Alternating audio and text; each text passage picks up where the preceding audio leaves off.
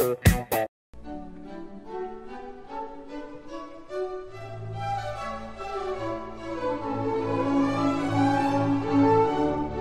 of art and poetry.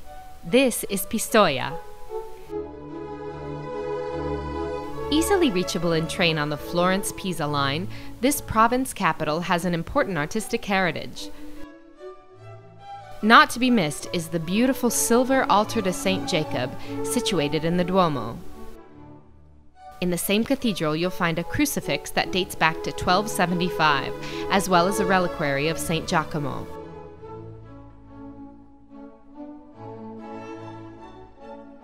While at the Church of St. John for Civitas, you can admire the Visitation by Luca della Robbia. Pistoia offers a number of green spaces and parks, a scenery that acts as a perfect background to the artistic spirit of the city.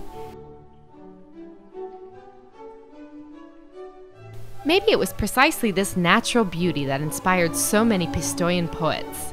The city is the hometown of many illustrious figures from Italian literature.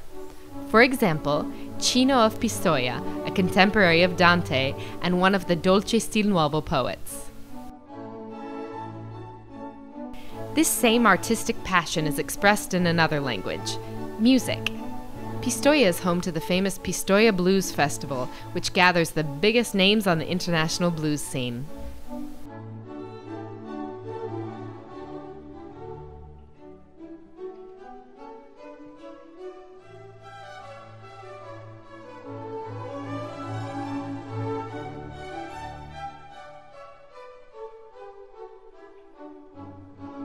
Not just poetic but miraculous, the city's history includes a number of miracles witnessed by Pistoians, usually centered around the figure of the Virgin Mary.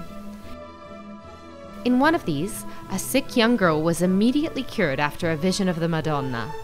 In another, the image of the Holy Virgin began to cry in the Church of Our Lady of Humility, a place worth a visit in any case, as it is the work of the great architect Giorgio Vasari. Lastly, from 1297, there is documentation of a tree that bloomed in midwinter in the hospital of the Ceppo. It's great to see that Pistoia, as rich as it is with culture and history, doesn't take itself too seriously. Walking about the city, maybe after having stopped for a quick look at the Zucca Barucca, monthly organic farmers market, you might come across the Via Abbi Pazienza. According to the tale, perhaps just an urban legend, but one that well illustrates the precariousness of life in the Middle Ages, an armed assassin accidentally stabbed a passerby. The first thing that evidently came to mind as a retort to the man's astonished face was "Abbi pazienza," roughly translated as "give me a break." Embroidery, the quintessential Pistoian art, is the perfect souvenir from your trip. The refined details of the cloth are an ideal reflection of this elegant, artistic, and poetic city. In counterpoint to this literary elegance is the robust flavor of the typical dishes of the region, which offer a hearty meal made with ingredients gathered right from the surrounding forest. The cacerato pistoiese, for example, is a rich soup with a beef broth base, dry bread, and aged goat cheese. The desserts are of this same ilk.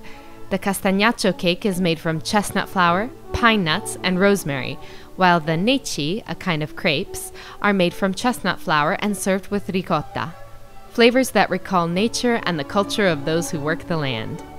Pistoia is also a treat for those traveling with small children. The lion's roar, the peacock's colored feathers, and the subtle slithering of the snake. For families in particular, the Pistoia Zoo will be a surefire hit. It's one of the top zoos in Italy, with more than 600 inhabitants among reptiles, birds, mammals, and amphibians. The Pistoia Zoo offers a delightful lesson in wildlife conservation and biodiversity for children ages 1 through 100 and is open every day of the year from 9 a.m. to 5 p.m. Pistoia.